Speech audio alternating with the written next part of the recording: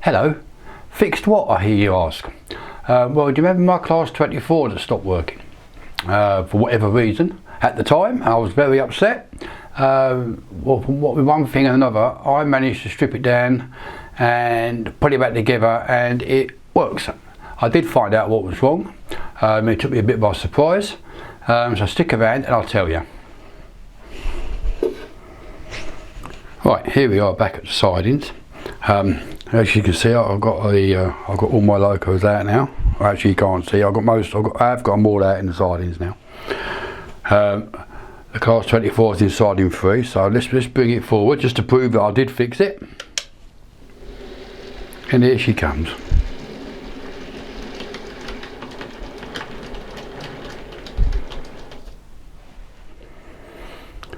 Right, so why did I decide to have a go at fixing it?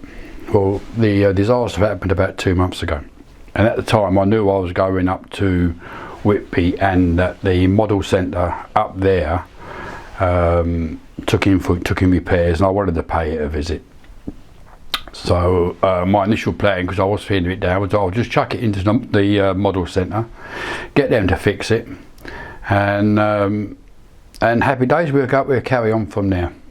What I didn't expect was this. I put this.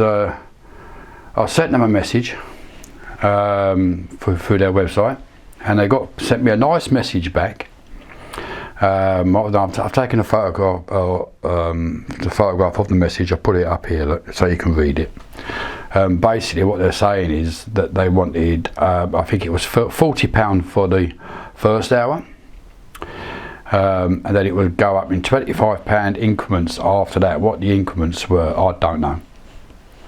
And then they wanted £4 to post it back to me, and that is without any parts that it may not have needed. So I was probably looking at about a 60, 70, maybe £80 bill, and I thought I could buy another one for that. So I might as well do a bit of research and see if I can just take it apart and have a go myself. I had nothing to lose. So I went on YouTube and I found a video that I'd watched before. Actually, I think it was from Simon Shed on the service, his class 24. He took it all to bits. And I noticed that when he took the wheels off, or the bogies off, because that was why I was going in, because I couldn't get mine off. When he took the wheels off, he done one side and then the other, whereas I was trying to do both at the same time. You know, just try and pull it upwards. So yeah, I got it back out of this box and I had another go, and with a little bit of persuasion, just by putting one side, eventually the clips gave way and the wheel sets came out.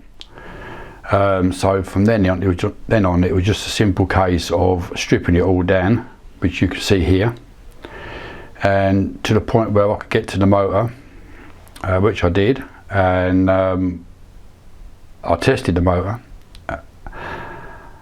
No, I didn't. I beg your pardon. I found what could have been the culprit of why it stopped working, which I'll show you here in a minute.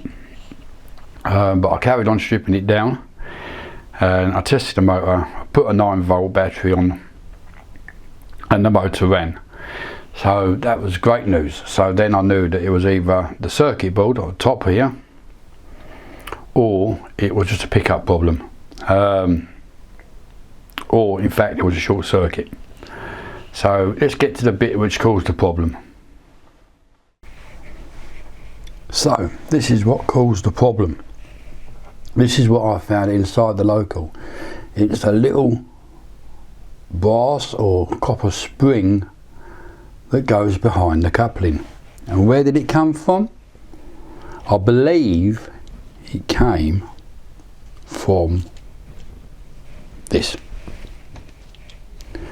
This is a Graham Farish hopper wagon. It just so happens to be missing, not that you can probably see, or maybe you can, yeah. It just happened to be missing one of its springs. It's been missing for a while actually. So it was obviously laying in the track somewhere along the line, pardon the pun, and the class 24 has managed to pick it up. and where I found it, it was laying between the two chassis halves on the end of the chassis. So, and as each half of the chassis conducts either positive or negative current, it causes a short. I'm convinced that's what it was. So, after finding out that the motor worked, I put it all back together. I did clean it up. I used some contact cleaner on the metal parts and on the wheel sets, and put the 9-volt battery across the wheels, and on one of the sets of wheels it picked up current, and the motor turned. Much to my, I was so happy. I can't tell you how happy I was when that happened. I tell you, I came in here and tried it on the layout, and it just took off. That was great, fantastic. The only thing is, I've still got to go back in and into the loco, because I put it all back together again, but I haven't oiled it or put any grease on the gear or anything like that. So, and I have inadvertently I've bent one of the copper or brass pickups for the lights. They're not working properly, but I will go back in at some point and get that right. But at least it's working.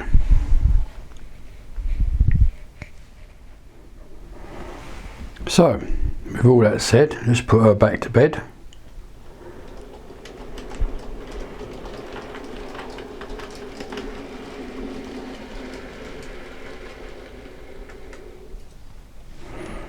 Because unfortunately that's as far as I can go at the moment, because I've got the rest of my track work to do yet, and the next bit is the incline, which I'll be tackling in the next video. So if you want to stick around for that, you know what to do. Like and subscribe, and I'll see you in a few weeks' time. Bye for now.